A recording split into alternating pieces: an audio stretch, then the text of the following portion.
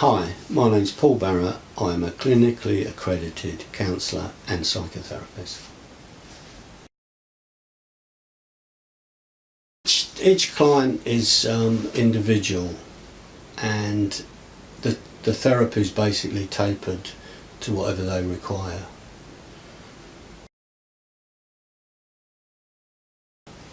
They can help with things like addiction, alcoholism, drugs, sex addiction, gambling, anger, abusive relationships, childhood trauma, adult trauma, resentment, stress, anxiety, panic attacks. I mean, there's so many different things I work with, and so many different models the therapist can use. A typical counselling session is 55 minutes. Sometimes if you're dealing with a difficult issue or PTSD, post-traumatic stress disorder, you need a longer session. So the longer sessions run to 90 minutes. If the person requires a longer session, it's always discussed with the client first. The client's never pushed to do anything. I like to explain to the client, give them a bit of psychoeducation so they actually know what's happening to their emotions and feelings. Because I feel if you know what's happening to you, you can understand, it becomes normal, and then you can work with it. If people think I'm the only person in the world with this problem, I'm awful, I'm horrible, you know, it's just not the way things work.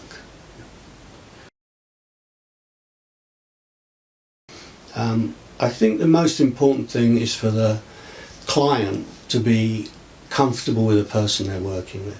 If they're not comfortable with a person, it won't work. The main thing in therapy is the relationship between the therapist and the counsellor, and the client rather.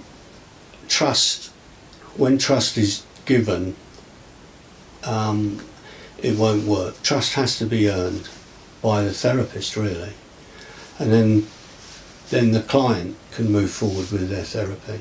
If they don't trust someone, you're not going to tell them anything. You're going to hold back. When you do this will affect the therapy. I think the most important thing for a therapist is to have supervision. So I have many supervisions, really. I have supervision every week. I have supervision every week. I also have a EMDR supervisor just for working with that technique. I also go to workshops and constantly working and reading up on new therapies. How other people work is also really important for me.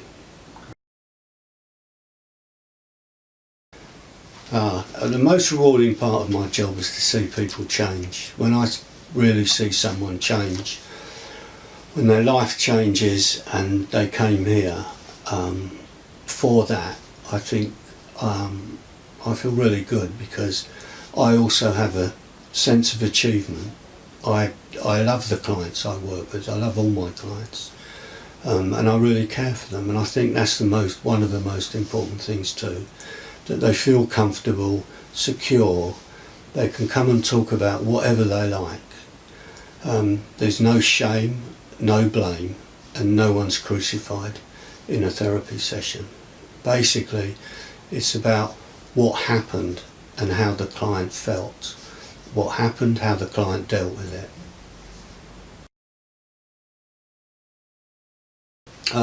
One of the difficulties with working with trauma for the client is the client can't always remember what happened. They're just left with a feeling or an emotion. It affects relationships very deeply. The problem occurs when the child is traumatized. The self-care system in the brain takes the memory and puts it into amnesia. So the child can not remember what happened to them. So this enables them to live a normal life and not be traumatised. The problem comes when the emotion and the feeling returns. So they can have a feeling of being frightened, scared, worried, and not know where it comes from. The other thing that happens is when someone's in a relationship, their partner can become someone else. They don't realise it, and they think their partner's attacking them, and they're not really. When they have a difficulty in childhood, they project the feeling or emotion onto another person, i.e. the partner they're with. Then the partner becomes the abuser. It's so difficult because it isn't always true.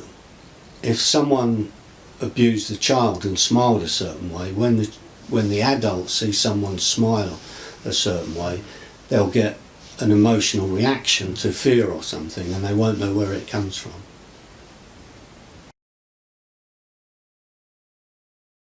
EMDR is eye movement desensitisation and resensitising, and basically what it does is if someone's traumatised, or they see, say for instance, a car accident, or they're involved in one, they can't actually process the feelings and emotions at the time.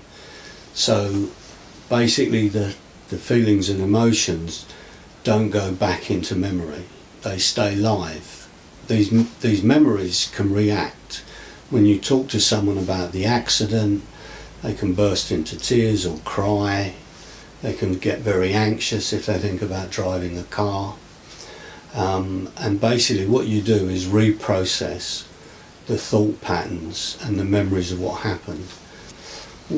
When it is reprocessed, it just goes back into filing, really. It's just a memory, it has no power.